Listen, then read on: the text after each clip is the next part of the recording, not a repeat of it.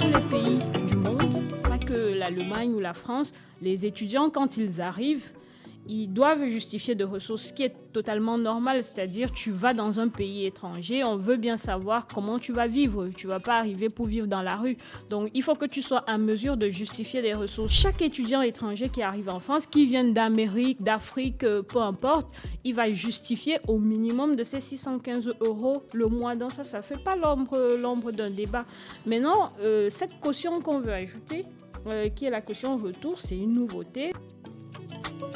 Bonjour Cécile et bienvenue à ce premier épisode du podcast Ostar Réussite qui est un podcast dédié à des étudiants étrangers, à des étudiants immigrés, à des étudiants internationaux qui viennent poursuivre les études en France. Aujourd'hui, nous avons l'honneur de t'accueillir. C'est très gentil de ta part avec ton planning super chargé. Pour ceux qui ne connaissent pas Cécile est d'origine camerounaise et elle est la cofondatrice de Easy Prepper. Alors Cécile, bonjour. Bonjour. J'espère que tu vas bien. Oui, je vais très bien. Merci. Alors, pour commencer cet épisode, déjà, j'aimerais bien que tu puisses te présenter toi-même. Oui. Alors, c'est un peu comme tu l'as déjà dit, hein, je suis de nationalité camerounaise. Donc, moi, je suis en France, en fait. Je suis arrivée en France en tant qu'étudiante de nationalité étrangère. Donc, j'ai un très long parcours qui a ses complexités. Mais je suis aussi très ravie de faire le podcast, d'être le premier invité du podcast. Donc, je me sens aussi privilégiée. Donc, voilà. Alors, on aimerait déjà en savoir davantage. Du coup, comment ta mobilité s'est effectuée? Voilà, tu es au Cameroun. Qu'est-ce qui t'a poussé à envisager aller poursuivre tes études à l'étranger, et notamment en France? Oui.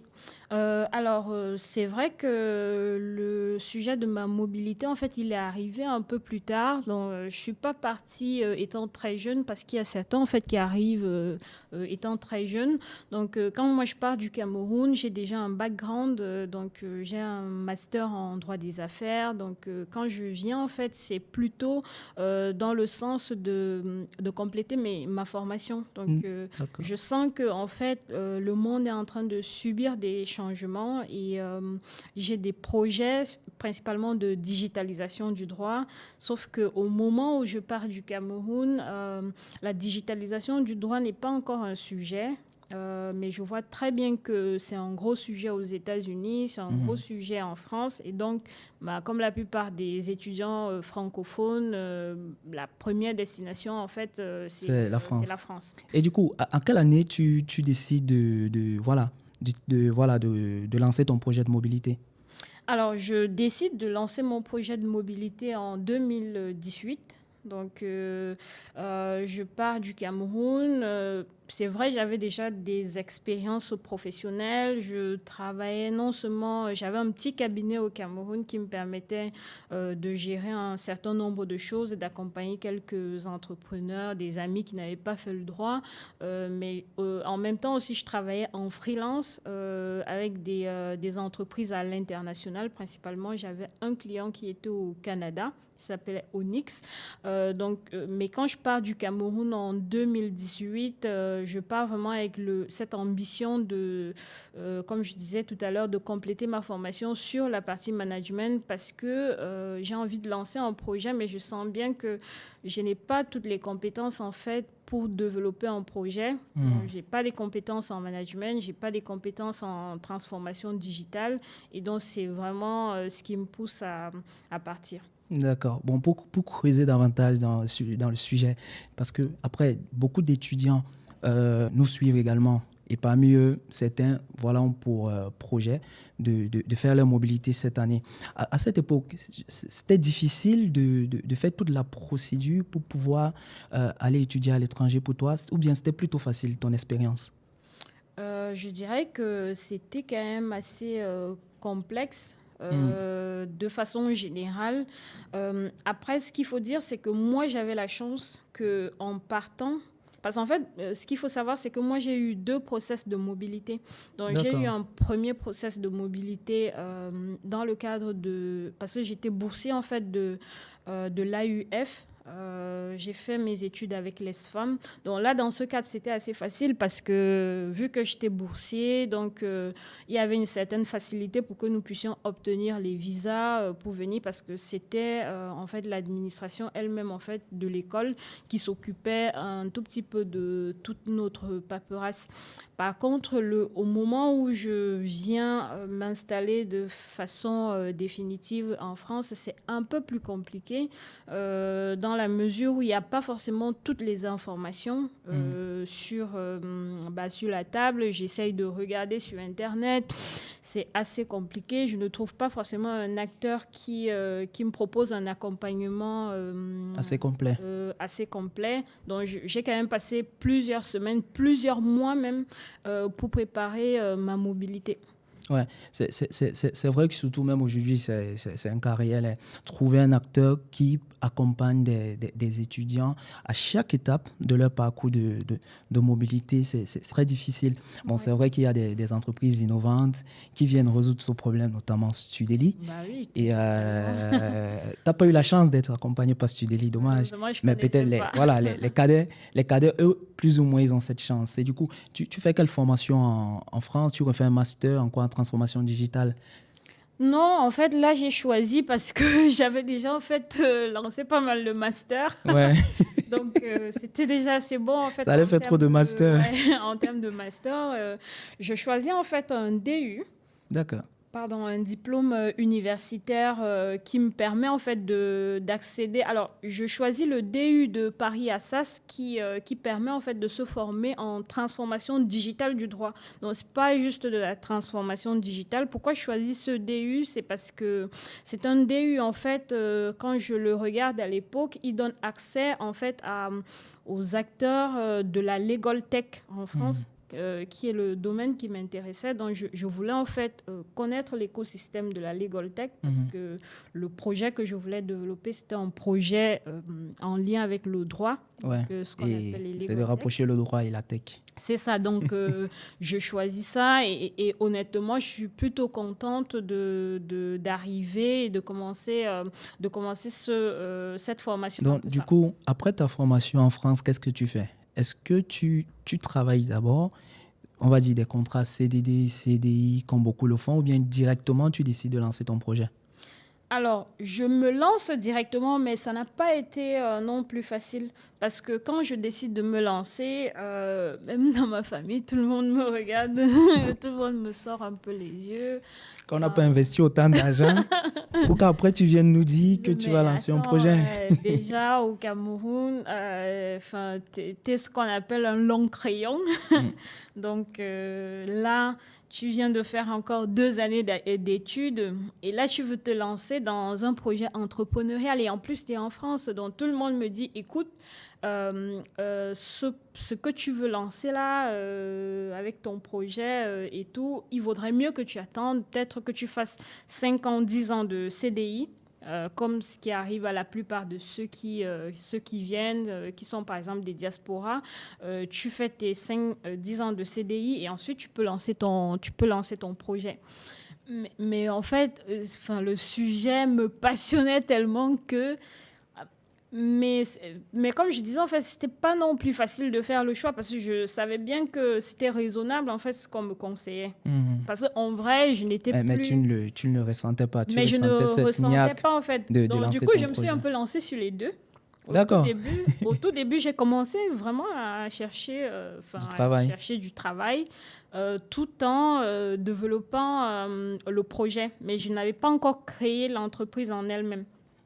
Et donc, je me dis, bon, ce qui va marcher, va marcher. Donc, je me dis, bon, je cherche un peu les deux. Mais je pense que c'est une situation dans laquelle beaucoup de ceux qui sont aujourd'hui des étudiants étrangers se retrouvent très souvent parce que parfois, en fait, en fin d'études, surtout ceux qui ont des niveaux master, peut se retrouver en fait sur un petit carrefour sur est-ce que je lance un projet en France, parce que quand tu as un master en France, tu as la possibilité pendant 1 an Si la France a pour certaines nationalités qui ont des accords bilatéraux avec la France, tu as la possibilité d'avoir par exemple les APS ou les RC qui vont te permettre en fait sur une année de choisir un projet professionnel. Soit tu te lances en créant une entreprise, soit tu pars en fait sur un contrat de travail.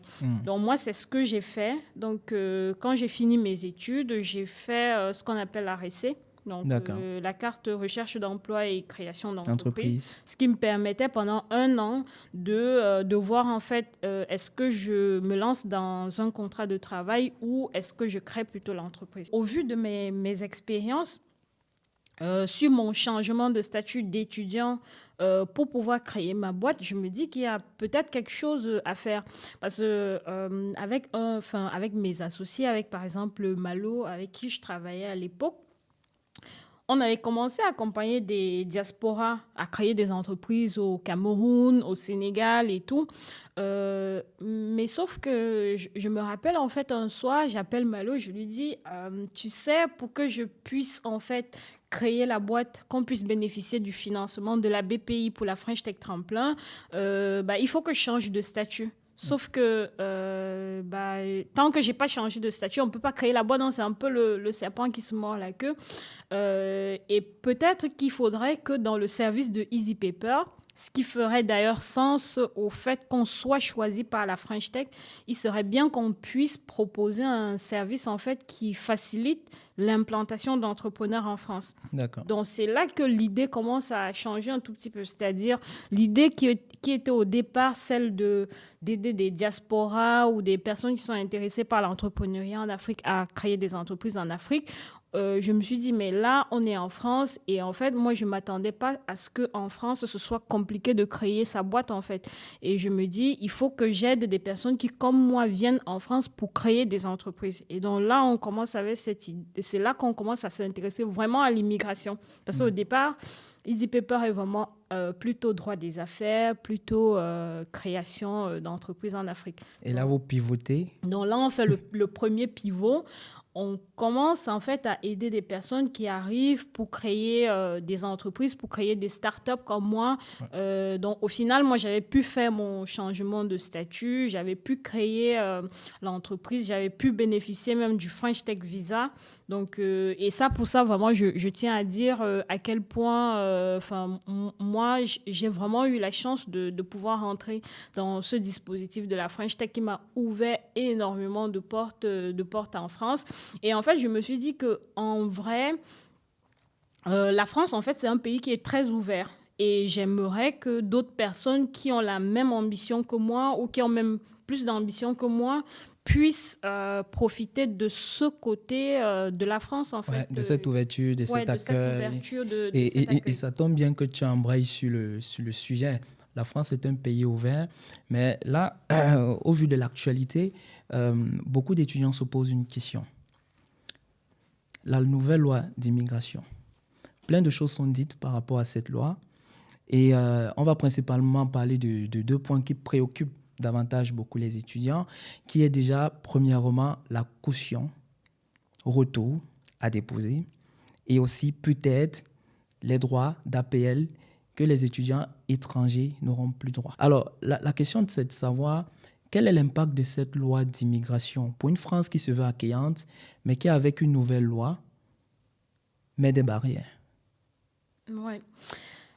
En fait, c'est toujours en fait assez sensible d'aborder les questions de ce genre, surtout parce que en fait, le problème de l'immigration en France aujourd'hui, c'est que c'est un sujet qui est très politisé.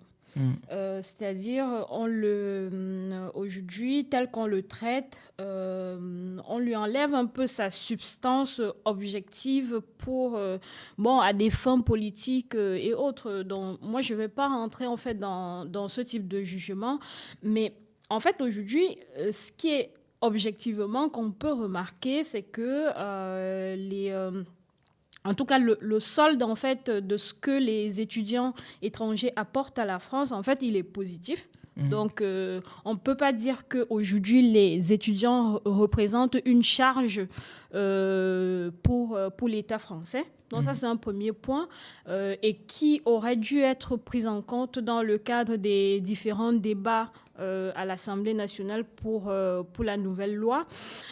Et ensuite, on sait aussi que dans sa politique générale et même dans les plans France 2030 et autres, on sait que la France, en fait, a l'intention de se rendre plus attractive et je pense, on parle de doubler les effectifs d'étudiants étrangers. Et c'est là où je dis que c'est dommage parce qu'on a trop pris le sujet d'un point de vue politique parce qu'il y a certaines confessions politiques et autres qui sont plutôt dans un enfermement de la France. Et donc, sachant que le gouvernement actuel, en fait, ils ont quand même, au niveau de l'Assemblée nationale, ils n'ont pas la majorité, donc ça rend en fait les débats assez complexes.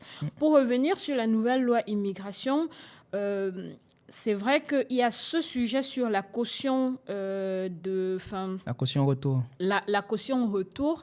Alors, c'est vrai, l'ancienne première ministre, elle a dit que ce sera entre 10 et 20 euros, mais on sait tous que la difficulté, en fait, de cette disposition, c'est qu'une fois qu'on l'a mise dans la loi, ça permet qu'à l'avenir, en fonction des différents gouvernements qui vont arriver, il sera beaucoup plus facile, en fait, de l'augmenter. C'est-à-dire, si aujourd'hui, on peut dire, par exemple, que, OK, on va la mettre à 10, 20 euros et que ça ne va pas... Mais quand tu dis 10, 20 euros, non, c'est la caution, elle sera de 10 ou de 20 euros.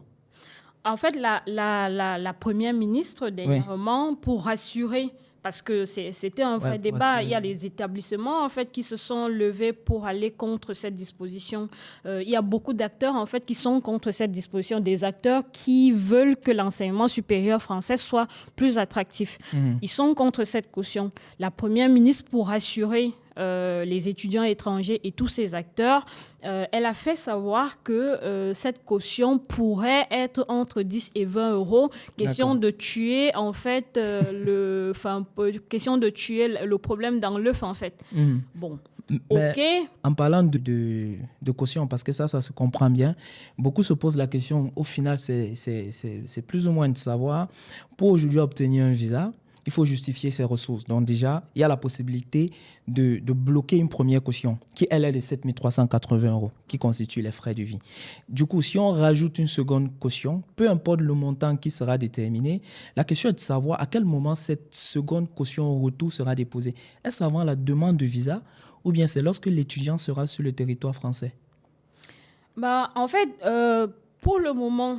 la nouvelle loi immigration, pour le moment, en fait, elle est au niveau du Conseil constitutionnel. Donc, on verra bien à la sortie, en fait, du Conseil constitutionnel. Probablement, il y a des dispositions, en fait, surtout sur le montant de la caution et les modalités de la mise en œuvre de cette caution qui seront, en fait, on aura ces modalités, en fait, elles vont venir sur un autre texte qui sera réglementaire et tout. Sur la loi, en fait, on a des dispositions qui sont plutôt, disons, générales. Et ensuite, derrière, en fait, on aura des textes qui vont apporter les détails sur comment on fait ci, comment on fait ça. Donc, c'est dans ces textes-là, peut-être ce sera des arrêtés, ça dépend, ou des décrets. Donc, dans ces textes-là, on va retrouver, en fait, les modalités de la mise en œuvre de cette caution. D'accord. Et c'est dans ce cadre, en fait, que je disais tout à l'heure, la première ministre, en fait, elle a fait savoir que ça pourrait être entre 10 et 20 euros. Mais le réel risque, c'est qu'à partir du moment où on a dans la loi une disposition qui dit déjà qu'on peut fixer on va fixer une caution retour pour les étudiants, ça ouvre la voie, en fait, au fait que, en fonction des gouvernements qui seront en place, on peut, par exemple, imaginer que si c'est un gouvernement plus à droite qui arrive, la caution sera clairement augmentée. Elle ne sera pas de 10, 20 euros. Donc, ce sera beaucoup plus facile. Il n'y aura pas un passage à l'Assemblée nationale, il n'y aura pas un passage au débat législatif pour pouvoir mettre en place cette caution. Donc, ça facilite, en fait, le changement. C'est un peu ça, la petite nuance, en fait. Ensuite, pour revenir sur la caution, en fait, la problématique, c'est que Aujourd'hui, il y a beaucoup de personnes qui ne savent pas que quand les étudiants étrangers arrivent en France, ils justifient de leurs revenus. C'est-à-dire, ils ne viennent pas en mode voilà, je viens, je vais voir ce que je trouve là-bas, je vais voir comment je vais vivre. Non, ça n'existe pas. Tous les étudiants étrangers qui arrivent en France doivent justifier de leurs revenus. Ça fait partie de la procédure et c'est d'ailleurs pour ça que, par exemple, vous, chez Studeli, vous avez un service pour accompagner les étudiants pour voilà. justifier à 100% qu'ils ont les ressources pour subvenir à leurs besoins. Justement. En France, donc c'est des étudiants en fait, qui ramènent beaucoup d'argent à la France. Mais quand on parle de caution-retour, on dirait l'objectif, comme le mot le dit si bien, retour après les études. Ça envoie Pourtant, la signal. France, c'est une terre d'opportunité. C'est ça. Et alors, c'est ce que nous, par exemple, on critiquait aussi, c'est-à-dire au-delà même du montant. Ça envoie quand même un signal de quand est-ce que tu repars. En fait, nous,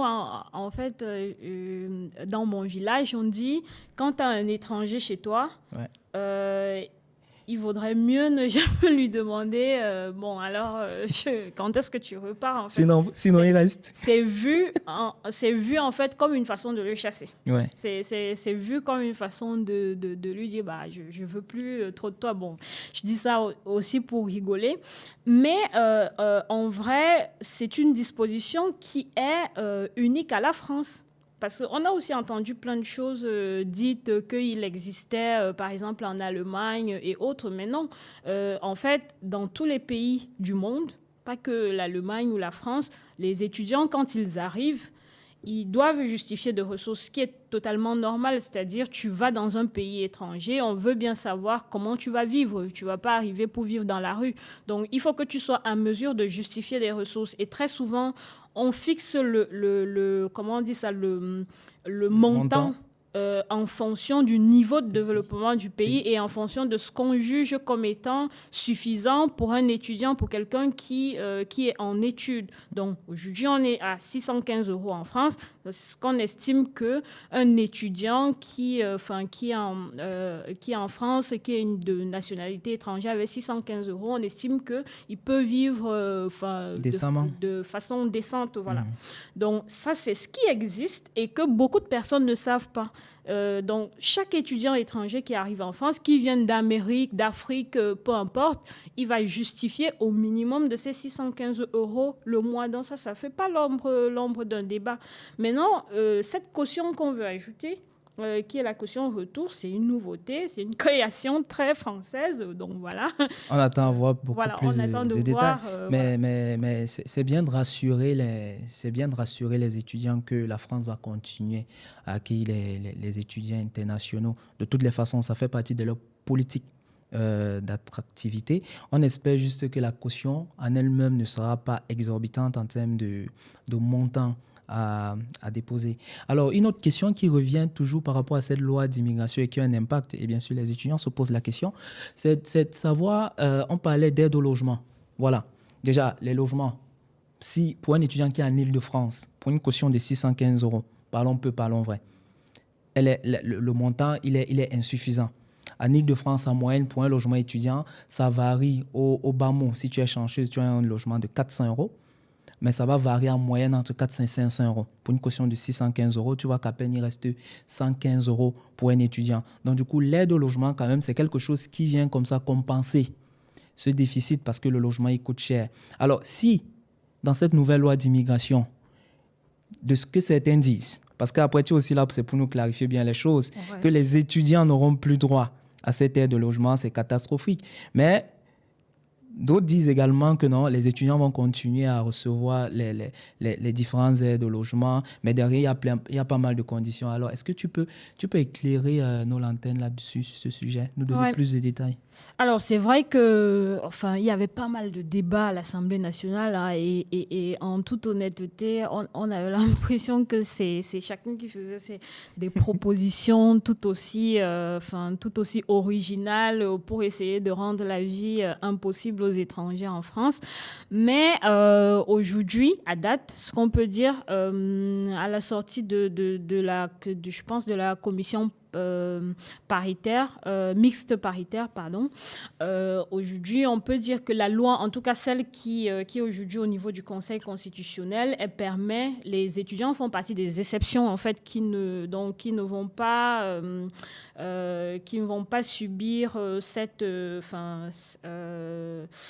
en fait, aujourd'hui, les étudiants étrangers, même avec cette loi immigration, pourront bénéficier des APL. Donc, pour les étudiants, il n'y a pas de problème. Maintenant, l'aide, en fait, elle est conditionnée pour d'autres statuts. Voilà, bon. Mais après, comme c'est pas... Donc, c'est clair et c'est clarifié pour tous les étudiants. Donc, tous les étudiants étrangers qui viendront en France, même pour cette année, malgré la loi, vont toujours recevoir des aides au logement. Oui, c'est ça. Ouais, c'est quand même une bonne information. C'est très important. Je pense que c'est une information encore qui va les rassurer. Oui. Donc, pour ça, il n'y a pas d'inquiétude. Pour les étudiants étrangers, il n'y a pas de sujet sur les APL. D'accord. Déjà que toi, tu as été accueilli en France, donc tu n'as pas connu, tu n'as pas bénéficié des APL. Alors, j'ai été accueillie pendant un moment, après je suis partie. J'ai été accueillie, très souvent, c'est ce qui se passe. Hein, je ne suis pas la seule. Sans te couper, effectivement, c'est une réalité absolue. Je connais au moins, je connais plusieurs étudiants qui ont été accueillis par des familles quand ils arrivaient. Mais une fois qu'ils arrivent, l'expérience en elle-même se transforme à autre chose. Et après, soit ils sont expulsés par ces personnes qui les ont accueillis, du coup obligés de repartir trouver un nouveau logement pour pouvoir y habiter toute seule. Donc, du coup, toi aussi, tu es passé par là? Alors, moi, de toute façon, 3 mois, je crois, je suis restée environ 3 mois dans le foyer qui m'a accueillie. Ouais. Et les 3 mois plus tard, j'étais partie, donc je vivais ailleurs. Et en fait, pour la petite anecdote, quand je suis partie, alors, en fait, il y a plusieurs problématiques et souvent, je dis souvent que quand je regarde à la télé la façon dont on parle en fait des personnes qui arrivent en France, je ne sais pas si on se rend compte de tout le parcours qui peut être le parcours de ces personnes lorsqu'elles arrivent. Parce que en regardant même un tout petit peu au niveau de mon parcours, je me rends compte que cette question de logement, déjà accéder à un logement lorsqu'on est étranger en France, mais c'est la croix et la bannière. Parce que si déjà, par exemple, dans des régions comme la région Île-de-France, où même les résidents qui sont là depuis des années, où les Français eux-mêmes, c'est très, très difficile d'accéder au logement. Donc, combien de fois pour un étudiant étranger? Imagine, pour une personne étrangère qui arrive, qui plus un étudiant étranger. Donc, je me rappelle, j'avais passé des mois, les 3 premiers mois de mon séjour, parce que le deal que j'avais, c'était de partir rapidement. Et puis, moi, j'étais habituée, en fait, à avoir mon indépendance. Je disais tout à l'heure que j'étais plus... à un certain moment donné, je n'étais plus en études. Moi, depuis mes 16 ans, je ne vis plus en famille, en fait. Donc, j'étais plus habituée à ce rythme-là. Mais, en fait... pour trouver un logement, c'était tellement compliqué que le premier logement que j'ai trouvé, c'était un logement qui n'était même pas déjà accessible par APL. J'ai quasiment envie de dire que c'était un logement au black, en fait. Parce que j'étais refusée par tous les bailleurs, mais il faut le dire. Mais ça pourrait être quoi la raison d'être refusée par ces bailleurs? Le fait que tu sois de nationalité. Je ne vais pas victimiser, mais je suppose que chaque bailleur a ses raisons. Ça fait partie de la réalité. Oui, c'est les réalités de la vie. Je ne vais pas me positionner en victime. Je suppose que les bailleurs ont chacun leurs raisons. Peut-être il y a certains qui pensent que là, une personne étrangère qui arrive, un étudiant étranger, c'est peut-être quelqu'un qui n'est pas forcément solvable, prêt à payer. Peut-être il ne veut pas aussi d'une autre culture chez lui, par exemple. Enfin, les raisons dépendent en fait de la personne en face. Mais le truc, c'est que lorsque tu reçois le refus, même après une visite ou même avant même visite, j'ai reçu un peu de tout comme ça, mais tu ne sais pas, le bailleur ne te donne pas la raison pour laquelle il ne veut pas de toi. Et imagine-toi donc au vu de ta situation, toi au moins tu étais en France, imagine-toi pour un étudiant étranger, pour avoir le visa, il faut justifier d'un logement. Et lui, il recherche ce logement depuis son pays d'origine. Donc c'est 3 fois, 4 fois, 5 fois plus difficile encore pour cet étudiant étranger. Totalement, totalement. C'est totalement ça. Ça fait partie un peu des choses que moi je trouve aujourd'hui qui peuvent être optimisées par l'administration. Il y a par exemple les questions d'ouverture de compte bancaire pour les personnes qui arrivent. C'est-à-dire, la question est de savoir, OK, d'accord. On aimerait que ceux qui arrivent puissent justifier de ressources. Ça, moi, je le comprends totalement. C'est-à-dire, il ne faudrait pas que la personne qui arrive représente une nouvelle charge Pour la France. pour l'État français. Moi, je le comprends totalement. Mais maintenant, comment cette personne qui est en dehors du territoire, qui doit justifier de ses ressources dans une banque française, en France, mais qui est refusée par toutes les banques, comment cette personne fait pour justifier de ses ressources? Donc, ça, c'est aussi... Et d'autant plus que pour ouvrir un compte bancaire en France, quand tu y es déjà, il faut justifier d'un logement. Ouais, c'est ça. Tu vois le paradoxe. Et en fait, c'est vraiment un cercle vicieux comme ça. Enfin, pour avoir accompagné des entrepreneurs, on avait à peu près les mêmes problématiques. En même temps, il fallait pouvoir créer une entreprise en France, sachant que derrière, il faut déposer un capital social, sachant que pour déposer un capital social, ça veut dire ouverture d'un compte professionnel en France. C'est quand même très, très compliqué. Je pense qu'aujourd'hui, en fait, moi, ce que j'aurais attendu sur la nouvelle loi immigration, c'est que des sujets comme ça soient un peu plus élucidés. Parce que les banques aussi, si elles refusent, c'est pas pour rien. C'est parce qu'elles ont des obligations de KYC qui sont très élevées. Et donc, elles ne peuvent pas faire autrement. Sinon, après, elles sont sanctionnées. C'est pas qu'elles ne veulent pas de clients. Elles aimeraient bien avoir les clients, mais si derrière, en fait, ils ont des obligations de KYC très élevées, ce qui serait bien, c'est qu'il y ait des dispositions qui soient, en fait, assez particulières pour des personnes qui arrivent pour des statuts bien spécifiques, par exemple, pour des étudiants, par exemple, ce que vous faites chez Studeli, par exemple, pour ceux qui viennent, en fait, pour créer des entreprises, par exemple, ceux qui viennent, en fait, en tant que salariés et tout ça, en fait, toutes ces personnes-là devraient bénéficier de dispositions spécifiques qui peuvent faire que les acteurs privés qui interviennent dans la chaîne de l'arrivée puissent les accompagner plus facilement pour qu'il n'y ait pas des cercles vicieux du type, par exemple, nous, quand on accompagne chez Easy Paper, on veut vérifier la conformité de la demande d'immigration de la personne et en fait, on est bloqué parce qu'on ne sait pas comment il va ouvrir son compte, on ne sait pas.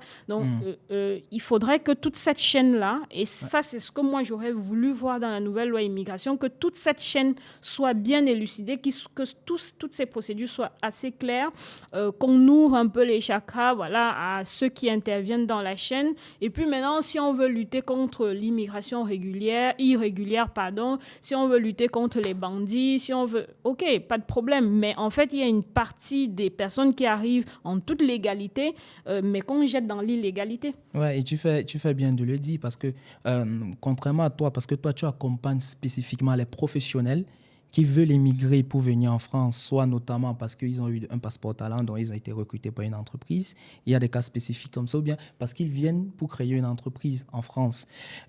Comparativement à ça, Studeli, qui accompagne les étudiants étrangers, effectivement, a bien soulevé ce problème et essaye concrètement de pouvoir apporter également une solution à ce problème. Les problèmes d'ouverture de compte bancaire, des problèmes de recherche de logement, des problèmes de justificatif de ressources pour avoir son visa étudiant. Donc, toutes ces problématiques, Studeli apporte des solutions concrètes à chacune d'entre elles. Aujourd'hui, par exemple, avec Studeli, c'est bien de le savoir, il est possible pour un étudiant, avant son arrivée en France, de pouvoir ouvrir son compte bancaire parce que nous, on peut procéder à la vérification de son KYC. Il est également possible pour ce même étudiant, grâce à Studeli, de trouver son logement très facilement et d'éviter tous ces tracas et toutes ces difficultés que tu as traversées pour trouver facilement son logement étudiant. Et une fois qu'il est en France, de pouvoir facilement s'installer parce qu'à la fois, il a déjà son compte bancaire, il a son logement étudiant et il a son compte bloqué Donc, il a de quoi subvenir à ses besoins sur place en France. Et du coup, dans la continuité de la chose aujourd'hui, concrètement, quels sont les services proposés que tu proposes aujourd'hui avec Easy Pepper? Et est-ce que aussi Easy Pepper te permet aujourd'hui de vivre de manière décente en France? Est-ce que tu gagnes de l'argent? Parce qu'après tes études, bien sûr, c'est ça l'objectif. Je fais mes études, c'est parce que demain, je veux bien gagner de l'argent. Toi, tu as choisi l'option d'être entrepreneur. Est-ce qu'aujourd'hui, Easy Pepper te permet de subvenir à tes besoins en France? La vie coûte quand même cher en France. Hein? Oui, c'est vrai. S'il faut commencer par la fin, parce qu'il y a 2 questions, c'est qu'est-ce que nous proposons chez Easy Pepper. Moi, ce que j'ai envie de te dire, c'est je croise les doigts pour avoir beaucoup d'argent, parce que je n'ai pas juste envie de subvenir à mes besoins. Je souhaite surtout gagner beaucoup d'argent. Donc, mais sinon, aujourd'hui, moi, ça va. Donc, je n'ai plus du tout la même problématique et tout. Donc, tu gagnes bien ta vie. Tu sais, c'est toujours un peu tabou de parler de ce qu'on gagne, tu vois. Aujourd'hui, j'estime que Easy Pepper, en fait, c'est une jeune entreprise, donc il y a besoin, en fait, d'être boosté. Donc, moi, je suis plus concentrée dessus, mais après, ça va, je n'ai pas non plus le frigo vide, quoi. C'est plutôt un équilibre, et ensuite, on verra si je gagne beaucoup d'argent. On te le souhaite, de tout cas. Merci. Alors, donc, pour revenir, en fait, sur les services de Easy Pepper, donc après tous les différents pivots et tout, aujourd'hui, Easy Pepper est une plateforme qui est proposée à des entreprises françaises dans les métiers en tension et qui propose vraiment, c'est la première plateforme qui simplifie les démarches relatives à l'introduction et à l'intégration de la main-d'œuvre étrangère en France. Concrètement, qu'est-ce qu'on fait? On met à la disposition des entreprises une plateforme qui leur permet de générer un parcours administratif conforme en quelques clics, en moins de 5 minutes, pour leurs salariés étrangers. Et ce qui permet aux DRH, aux responsables mobilité, aux entreprises dans les métiers en tension de gagner énormément de temps, de limiter les risques de non-conformité. Parce qu'il y a beaucoup de sujets de conformité dans l'immigration. On parle beaucoup d'immigration à la télé, mais c'est fou comment on ne sait pas exactement de quoi il est question, en fait. Et l'immigration, c'est un sujet qui est très complexe. C'est un sujet d'expertise. Et l'expertise, il y a très peu qui l'ont sur le terrain. Donc, nous, avec Easy Pepper, on offre en fait une sorte d'expert par notre plateforme qui est très accessible à nos clients. Et de l'autre côté, on propose à des salariés ou des personnes qui veulent venir en France en mobilité professionnelle ou du moins qui sont déjà sur le territoire, d'utiliser aussi notre plateforme. Aujourd'hui, Easy Pepper, c'est principalement la génération du dossier administratif conforme, l'accès à un assistant virtuel qui répond à des questions relatives à l'immigration professionnelle en France. Et ensuite, on a un service de marketplace qui permet à des entreprises ou à des salariés étrangers d'accéder à des services comme l'assurance ou le logement, ça dépend de ce qu'ils souhaitent, ou des avocats en droit des étrangers. Et pour finir, ils ont accès en fait à notre équipe en illimité. Donc, on peut les accompagner auprès des administrations, on peut répondre à leurs questions. Ah ouais, vraiment bravo. Ouais, ça fait rêver, c'est très encourageant de voir un tel parcours, quitter son pays d'origine, arriver en France, faire ses études, arriver à s'intégrer, lancer sa propre boîte, subvenir à ses besoins grâce à cette boîte et en retour, proposer des services pour améliorer le parcours d'immigration des talents africains. Vraiment bravo pour Easy Pepper, bravo pour ce parcours. Ouais. On continue à te souhaiter juste le meilleur. Hein. Alors, comme ça, pour conclure, quel conseil donnerais-tu à un jeune Africain qui souhaiterait venir poursuivre ses études en France? Déjà, commençons par les erreurs. D'après toi, quelles sont les erreurs à ne pas éviter? Les erreurs à éviter. Oui, les erreurs à éviter. Ouais. Commençons par les erreurs. Alors, les erreurs à éviter. Je pense que la première erreur, et c'est aussi d'ailleurs l'une des raisons pour lesquelles je me suis lancée dans cette vaste et ambitieuse aventure de l'immigration, c'est de chercher ce qu'on appelle le réseau. Les Camerounais qui écoutent vont comprendre. Ouais, vraiment, j'espère qu'ils écoutent ça très bien. Le réseau pour voyager. Mhm. Moi, je trouve ça. Enfin, bon, j'ai pas envie de dire quand, mais je trouve que c'est dommage, en fait, de devoir, en fait, aller voir quelqu'un qui n'est pas du tout un professionnel, qui lui-même est au quartier, voilà, avec toi, qui n'a jamais bougé un pouce et tout, et qui te ramène un quelconque réseau qu'il connaît, qui va te ramener. En fait, c'est tellement plus facile et moins coûteux d'aller simplement à l'ambassade. Voilà. D'aller à l'ambassade de France, il y en a dans tous les pays Afrique, enfin dans Ou quasiment tous bien les. de bien se faire accompagner. Voilà, ou de bien se faire accompagner. C'est tellement plus facile en fait de chercher à avoir l'information plutôt que de payer tous ces, tous ces trucs-là. Donc, moi, le premier conseil, c'est vraiment ça, d'éviter les réseaux, les passeurs, mais vraiment, ça ne sert à rien. Je dirais aussi que ceux qui ont le projet, de prendre la route et tout, franchement, moi, je conseille en fait de ne pas le faire parce que j'ai l'impression que parfois, en fait, il y a certains qui n'arrivent pas à être tout simplement honnêtes. Bon, on a la chance d'avoir des grands champions comme les Ngannou au moins qui disent la vérité, qui disent que voilà, c'était dur, c'était chaud, qu'ils ont voyagé pendant plusieurs mois, parfois pendant plusieurs années. Et il faut bien se dire que c'est une chance sur 1 million d'avoir un Ngannou.